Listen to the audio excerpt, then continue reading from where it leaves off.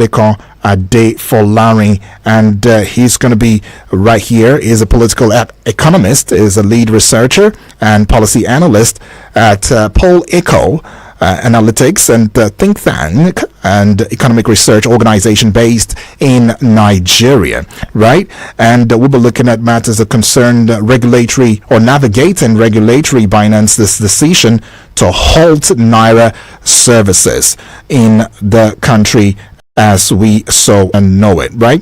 And that is what we'll be looking at this morning. Just as we always also say that you can engage the conversation, you can also be a part of the conversation, as we would open the phone line. So you tell us, what you think, as to what is going on in this regard.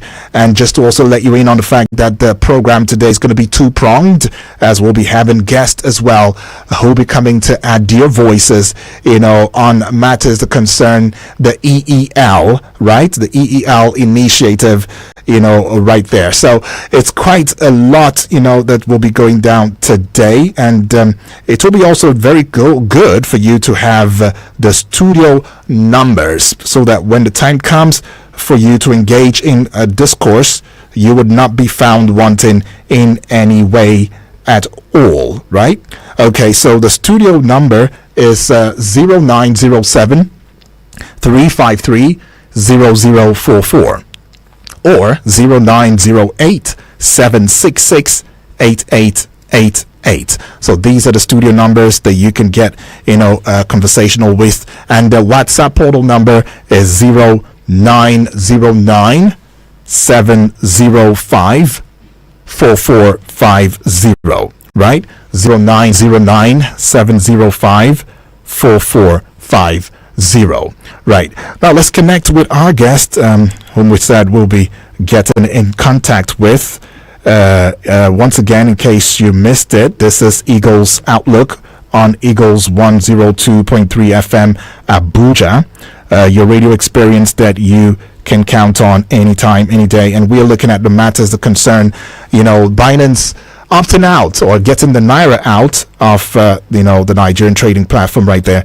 And because of certain things. Well, we have our guest who's joining us via phone call. Hello, good morning. Hello? Okay, that's a miss. Well, we'll get through to him in a short bit. Now, there has also been some talk about the fact that the Edo State governor, right, has come out as saying that the CBN policies would not yield any fruitfulness. It's not going to come into fruition because, as it stands, all of these have been put to endanger the very policies that's supposed to help to have monies in circulation. And it has also caused, some stir, noting fully well that this it makes people get to ask questions about, what the true intention, of the CBN is. Even though the CBN had said that this cryptocurrency platform has been used to smuggle, or would I call it loot monies, or monies about taken to the total of 26 billion US dollar suspicious flow had passed through it. Many are saying that this blockchain has been there since 2017. Why do we always try to get something that's working to stop in its work, especially when it has put food on the tables of quite a number of many people. It has also given some persons some levels of financial security, but the CBN is coming out to saying that, according to a crypto investigator, saying that the federal government has failed, to regulate virtual asset services in the country. Hence, there is no regulation that binds Binance to Nigeria, which has one of the company's biggest, traders. So Binance is not licensed to operate in Nigeria. Nigeria did not regulate virtual assets, right? Services and providers. And this is what, we've been calling for years. But because of that, there is no regulation that made them binding to us. If there was regulation in the country, Binance will be a member of CBAN. Right now, two Binance executives were arrested in Nigeria last week, and the government has demanded about 10 billion naira, right? 10 billion naira right there. The government has demanded in compensation from the cryptocurrency platform on allegations of manipulations of foreign exchange trade rates, which has negatively affected, Nigerians. Affected the exchange rate, I beg your pardon, affected the value of naira against the dollar. And that is some conversation. But do you think that, this move by the CBN against the, Binance at this time was a step in the right direction? Could there have been a better way to have addressed the situation rather than, somewhat taking it to the level it has come to? And what exactly could it be that we might stand to gain as a country in this regard when it comes to these regulations and reforms? And that is what I would love for you to also engage with me in. I mean, the CBN has come out to saying that this platform has been a platform that has allowed for some very, very suspicious, inflow of monies, of the Nigerian naira, of monies rather, and it is not helping the Nigerian economy. Like I did before, I gave you the numbers. You can still get on with the number right there, 0907 353 0044. That is the number to call. The other number is 0908 766 8888, right? 0908 766 8888. And you can get on to the WhatsApp portal number and let us know what you think in that regard via the WhatsApp portal number, which is 0909 705 4450. 0909 705 4450. And remember that you can also follow us across social media platforms, talking about Facebook, Instagram, YouTube, Twitter, and TikTok at Eagles FM, right? You can get on with us right there via all those platforms. Get there and engage with us, and we'll be very happy to have you, around. And you can download our app on iOS and Play Store and as you link with us on across social media platforms. Now we have a website too that you can connect with us through, and that website is www.eaglesfmabuja, right? www.eaglesfmabuja. Still trying to get across to our guest at the moment, but when we do that, we'll be able to still bring this conversation to you as it stands. But then, like I said, let's just get this message. I mean, we see this message right here via our WhatsApp portal number, and this message is okay. All right. Okay. Let's get this. All right. Okay, so this one right here via the WhatsApp portal number is talking about the fact that it says the blame game continues. There's always been a blame game, and this one, of course, had come from James, all the way from Suleja right there. He said the blame game has continued with blaming of past administrations here and there. We understand that Emefiele was, the former CBN governor at the time, also had, his issues, especially the Nigerian, the CBN itself has been looking into this matter, for quite some time. But then James is saying that the same people blaming the Buhari, printing too much money in circulation, right, are already printing their own notes, and they have blamed the devaluation of the naira They have blamed middlemen. They have, blamed Binance. They have blamed Nigerians.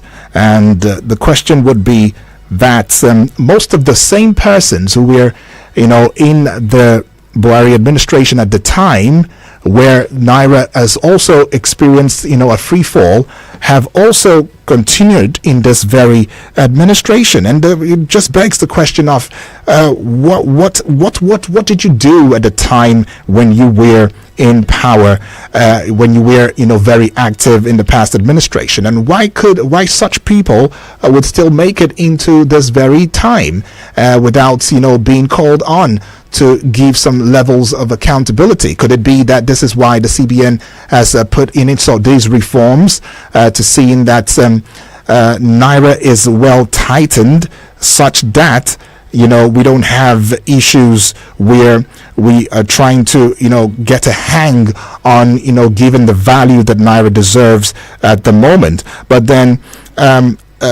you should know, in case you didn't know, the fact that there are some overall thoughts about the Binance stopping Naira services because of problems with the Nigerian government, and what this might mean for each and every one of us. Now, one of such is compliance, right? Binance's decision to halt Naira services is demonstrating some levels of commitment to comply with regulation requirements in Nigeria. And then another issue, about this stopping the flow of Naira, within their system would be the place of management, because by suspending these services, amid the regulatory policies, and probes, Binance is mitigating potential legal and financial risk. And then, of course, another angle to it will be the place of market, stability right there. But there are also some challenges that follow, that come, in this regard. But then let's hear from you. Hello, good morning. Yeah, good morning. Yes, good morning to you. What's your name, please? Where are you calling from? See, my name is Ndundi. I'm calling right here from Abuja.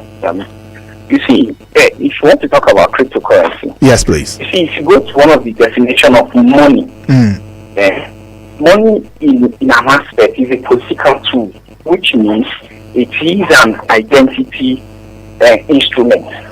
Now, if you bring that to cryptocurrency, ordinarily, every central banker sees cryptocurrency as a threat because it takes away identity from the state and put it into the hands of corporate entity like Binance. So cryptocurrency is a threat to every central bank. Now, in terms of corruption, generally speaking, I'm not true to the general, in terms of corruption, you see, corruption cannot be eliminated, it cannot be erased, it cannot be deleted. We can work around it. And one of the basic things I said on this station was last week is the proper or even or proportionate distribution of resources in terms of incentive, right, and resources in terms of deterrence.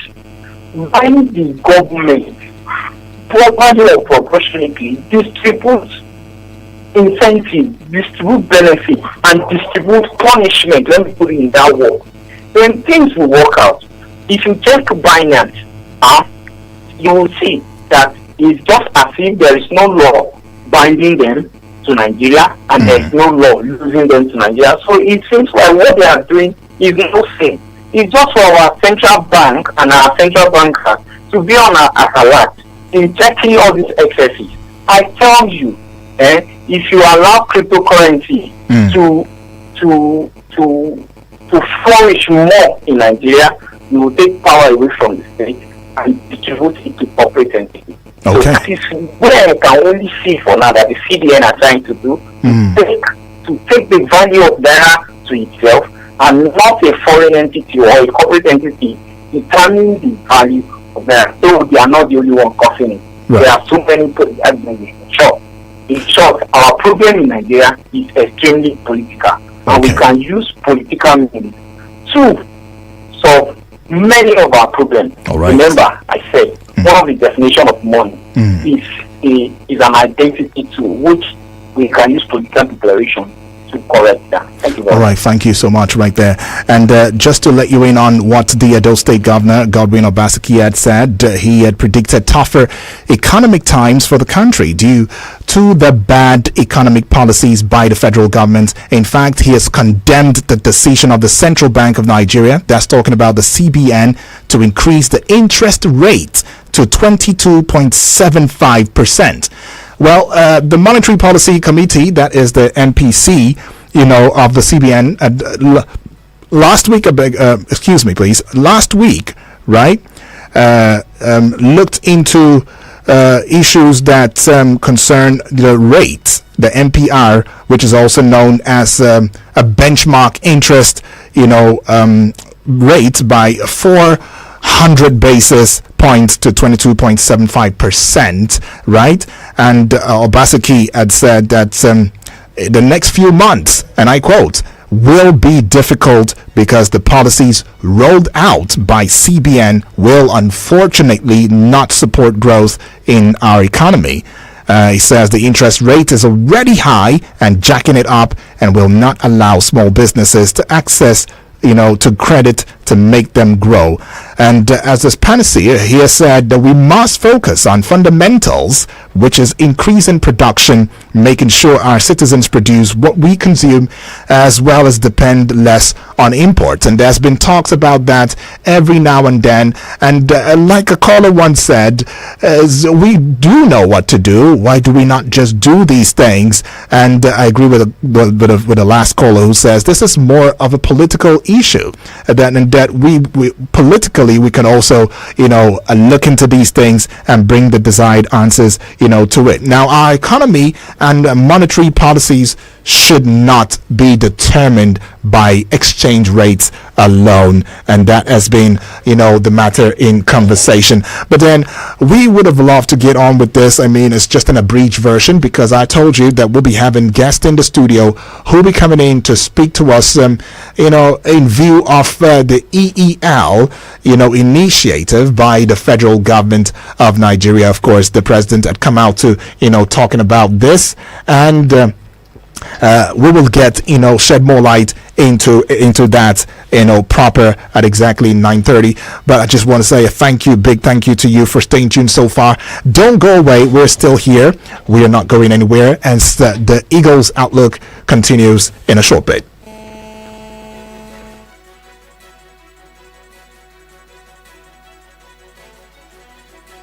We play another song. The good tunes just don't stop. The good tunes just don't stop. Eagles 102.3 FM Abuja.